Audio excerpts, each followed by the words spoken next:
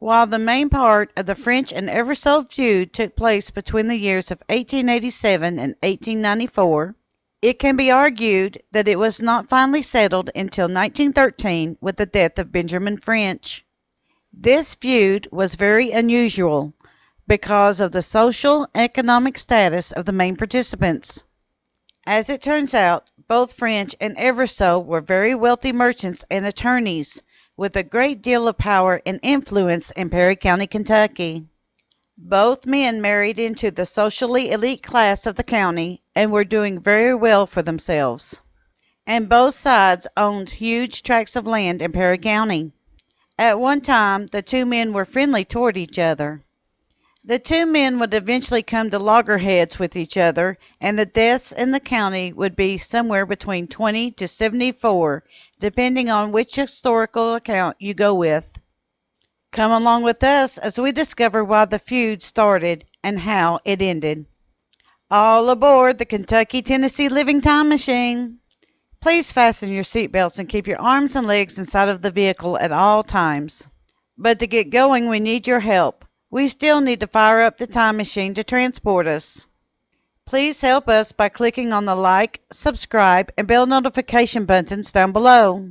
Not only does this fire up the time machine, but it convinces YouTube that we need a bigger time machine to reach more people who love history as much as you do. Now, back to our story. The lives of Eversole and French. We will take a brief look at both men in this conflict as to their family, political, and business lives. Joseph Castle Eversole. One of the main players in the French Eversole feud would be Joseph Castle Eversole. He was born on July 26, 1852, to Major John C. Eversole and Nancy Ann Duff. He was one of 9 known children born to the Union. Even though there is no existing evidence that Eversole ever had a law degree, he did work as an attorney at law. At that time in history, a degree was not required to practice. He is also listed as a merchant as well as a politician in Perry County. He held elected offices in the school board as well as the sheriff. He was also a delegate representing the Kentucky 10th District to the 1884 Republican National Convention held in June of that year. The Eversole family was one of 4 known first settler families that came to Perry County, Kentucky. The other 3 were the Duff, Combs, and Cornett families. Eversole would marry Susan Combs on May 31, 1871, and they would have 7 children together in their union, 5 of which would live on to adulthood.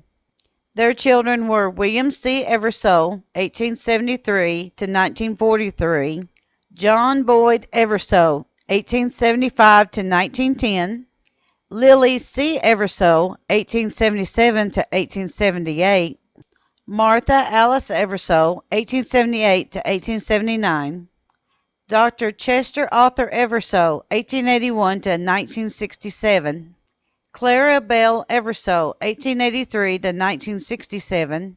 She married Kentucky politician William Manning Cornett. And Harry Clay Eversole, 1885 to 1939, sometimes referred to as One-Arm Harry. Benjamin Fulton Finch.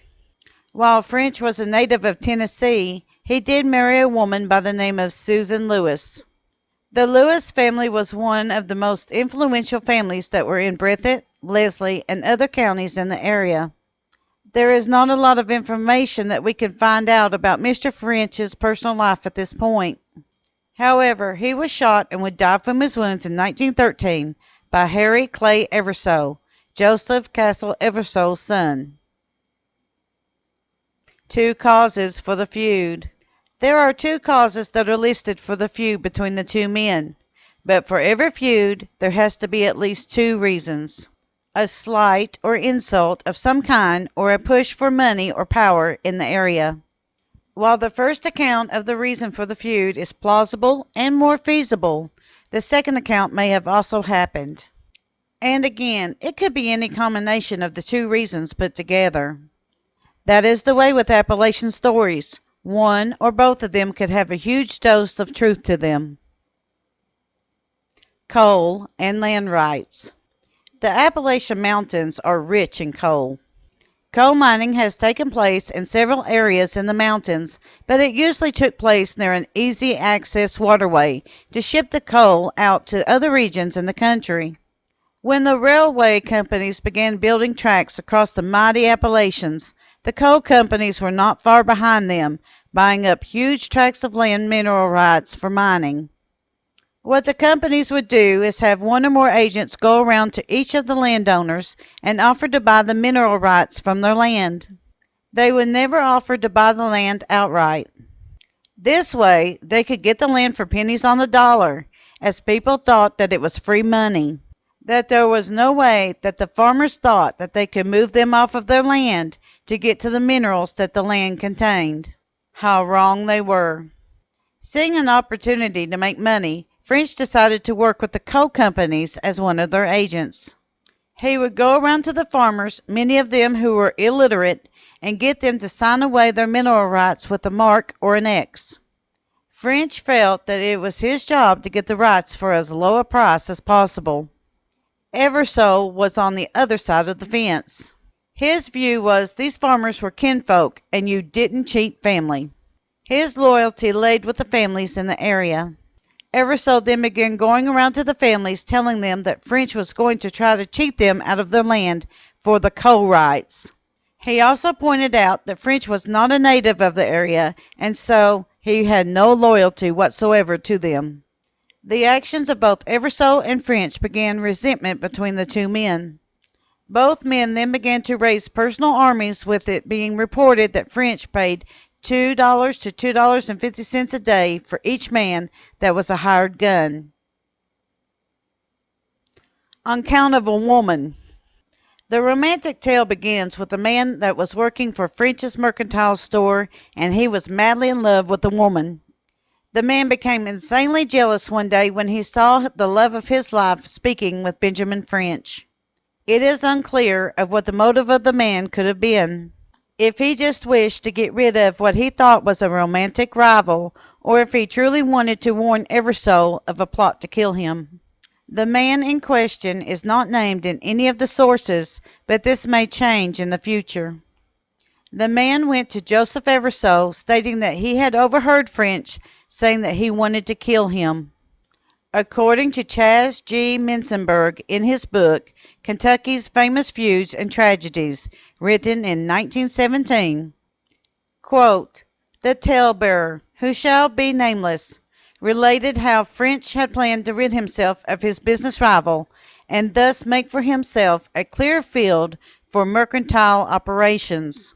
That French expected to accomplish his purpose with the aid of trusty hired assassins, and that one part of the plan, the employment of a reliable murderer, had been entrusted to him. The informant, who had been promised any amount of money necessary for this purpose, had a partnership with French in the business as a future reward for his services." Unquote.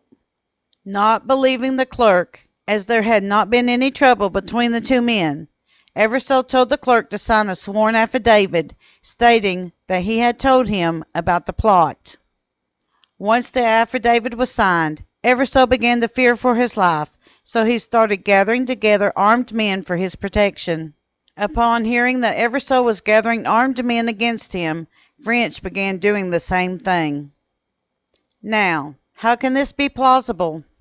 If there was already a conflict with the coal rights and the people were already having resentment against French for his role, then the account of the love-struck clerk would make sense as to why Eversole believed him after he signed out a sworn affidavit. But the question remains, why did the clerk feel that he had to go to this extreme? Could he not confront his boss about seeing the woman? And was any of this even a true story, or just an Appalachian tale, to explain why, all of a sudden, both sides gathered up arms against each other? We will let you, our audience, decide upon this matter.